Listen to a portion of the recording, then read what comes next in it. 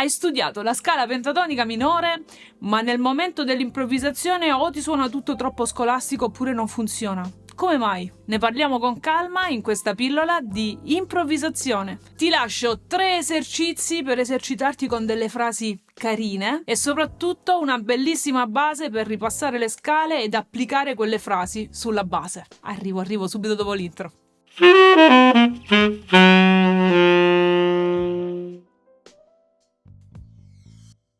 Ciao, io sono Emanuela Vitali, sono una sassofonista professionista, mi occupo di insegnamento da tanti anni. Aiuto le persone a imparare a suonare sax e clarinetto e a improvvisare. Ho anche fatto un percorso universitario su coaching e programmazione neurolinguistica e applico coaching e problem solving alle lezioni di musica per avere sempre il miglior risultato possibile. Blim blim, comunicazione di servizio, è importante questo, Tutto quello che vedrai in questo video, il PDF, le basi per strumenti Mi bemolle, strumenti in Si bemolle, li trovi sul mio sito www.emanuelavitali.com/dispense nell'area improvvisazione, teoria e armonia. Lo puoi scaricare gratuitamente e esercitarti serenamente. Facciamo un po' di ripasso che di sicuro male non fa.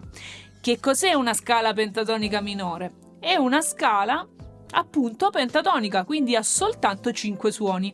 È una scala quindi a cui io elimino 2 gradi.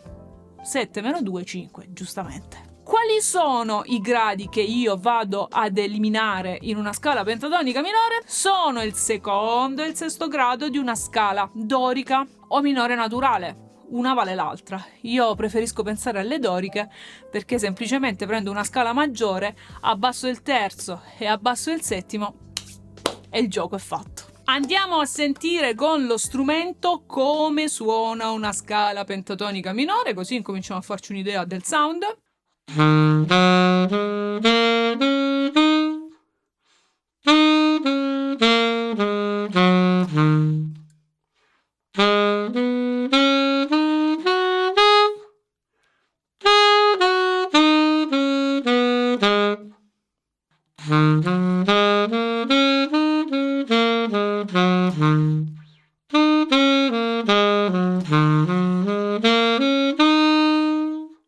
Per l'esecuzione di questi esercizi e in generale consiglio di utilizzare un setup che dia una buona qualità sonora, ma che non vada a complicarci troppo la vita, perché alle volte succede che si scelgono setup complicati, a volte anche molto complicati, e uno esce pazzo perché non riesce a suonare, le note non gli vengono bene, sono stonate, si fa fatica e non si riesce a capire bene perché.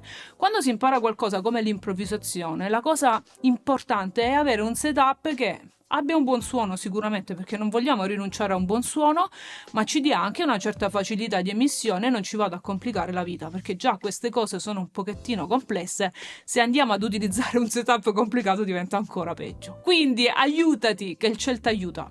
Se ti va, nella descrizione di questo video, nel primo commento, troverai dei link affiliati di setup facili da gestire, che non costano una fortuna e che ti danno un buon risultato. Come vedi, nel PDF mi sono premurata di scrivere tutte le scale pentatoniche minori in tutte le tonalità, sempre per quarte. Chi mi conosce sa che io amo procedere per quarte, ma se tu vuoi procedere per quinte o per semitone o in qualsiasi altra forma va benissimo, l'importante è che le eserciti. Nel PDF degli esercizi ho inserito un'articolazione che secondo me funziona abbastanza bene, quindi se li studi, mi raccomando, segui bene l'articolazione che c'è scritta. Se poi ti trovi meglio con altro tipo di articolazione, procedi pure, non è un problema. Le mie sono soltanto delle idee che è possibile applicare. Se tu ne hai delle altre, ben venga. Buon per te. Un'altra piccola cosa molto importante: quando esercitiamo le scale pentatoniche minori o qualsiasi altra scala o qualsiasi altro esercizio, giustamente, è molto importante avere una tecnica fluida, perché se le dita si inceppano non è che sia proprio un grande vantaggio. Quindi il consiglio che posso dare è di esercitare la tecnica in modo mirato. Ci sono milioni di libri sulla tecnica per sassofono, dai lavori di Jean-Marie Landé a tantissimi altri autori. Io consiglio di studiare la tecnica. Se poi vuoi approfondire l'argomento della tecnica nel sassofono, sul mio sito, sempre lo stesso di prima, www.emanuelavitali.com/video lezioni, c'è una video lezione apposita di sassofono nella quale parlo di tecnica a 360 gradi. Vengono spiegati nel dettaglio tutti i punti essenziali della tecnica per sassofono e soprattutto il lavoro che bisogna fare per incominciare a essere più veloci, rapidi e precisi. Anche di questo ti lascerò il link in descrizione. Adesso andiamo a vedere i 3 esercizi. Questi 3 esercizi sono stati formulati in tutte le tonalità, quindi tranquilli perché è tutto scritto. Abbiamo 4 battute di esercizio. Devo ammettere che il primo passaggio do mi bemolle, le prime 2 note dell'esercizio, non è che siano proprio il massimo della comodità. Però mi raccomando, fai del tuo meglio per farlo suonare bene. Aiuta il fatto che la prima nota dell'esercizio è staccata e le altre sono legate a 2 a 2, che è già un aiutino. Nella base tutti gli esercizi sono stati scritti di 4 battute per tonalità, quindi quella base va bene per suonare scale, per l'esercizio numero 1, per l'esercizio numero 2 e per l'esercizio numero 3.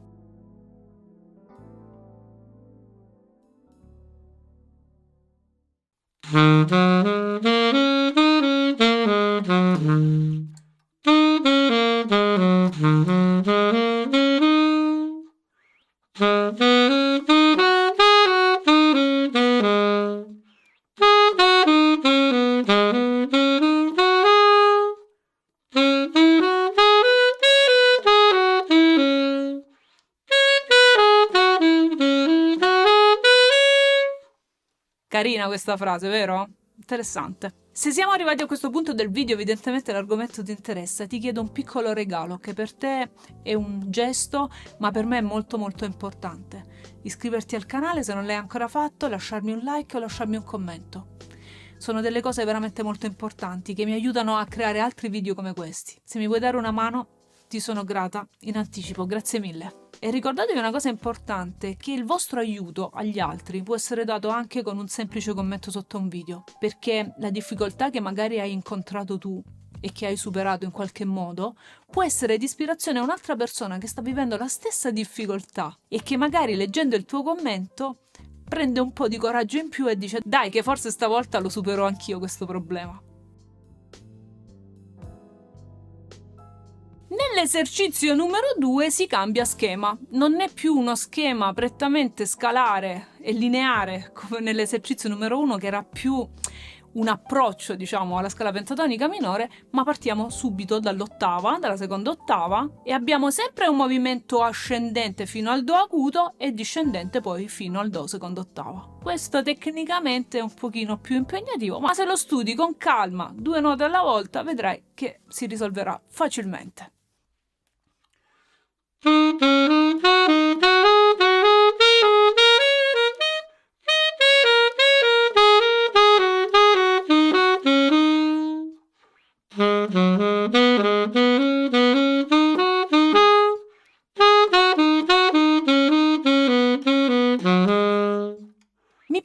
Mi piace questa frase perché è interessante secondo me.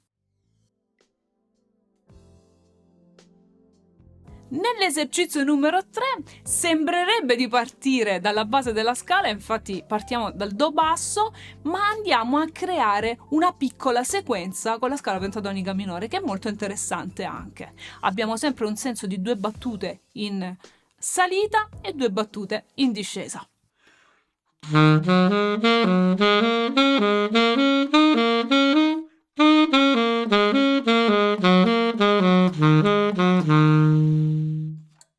La presenza dei salti di questa frase la rende particolarmente interessante. Carina, vero? Ti ricordo che ti puoi esercitare su questi 3 esercizi sia che tu suoni strumenti in mi bemolle, quindi sax alto, sax baritono, oppure quelli in si bemolle, soprano, tenore, eccetera. Questa scala si può utilizzare in prima battuta sugli accordi minori che trovi all'interno degli standard, così tal quale. Quindi per esempio trovi il Re minore, benissimo, prendi la scala di Re minore e puoi applicare i 3 esercizi facilmente. Poi sappiamo che le scale pentatoniche minori hanno i loro modi e che questi modi si possono applicare anche su altri accordi, però magari di questo farò una pillola a parte, che te lo spiego proprio bene. Questo è un primo approccio in 3 passi che serve a incominciare ad applicare quelle scale all'interno delle vostre improvvisazioni. Non si tratta di una vera e propria improvvisazione, ma degli spunti per poi diventare più creativi. Questi sono dei modellini che si possono inserire all'interno degli accordi, ovviamente. Però piano piano, studiando, si può diventare anche creativi. Di questi 3 esercizi si possono fare delle riduzioni o fare dell'editing ritmico, per esempio. Quindi non prendere tutti ottavi come sono scritti, ma incominciare a cambiare lo schema ritmico.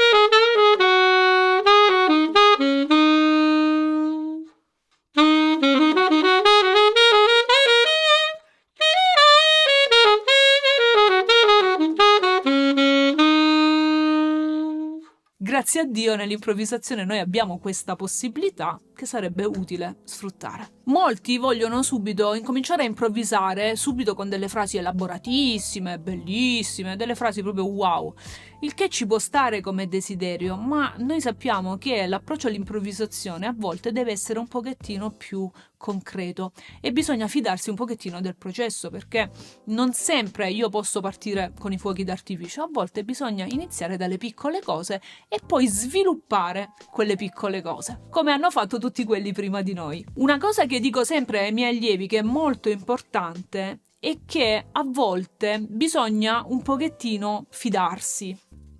E qui sto per dire una cosa forse un po' particolare, spero che voi possiate comprenderla.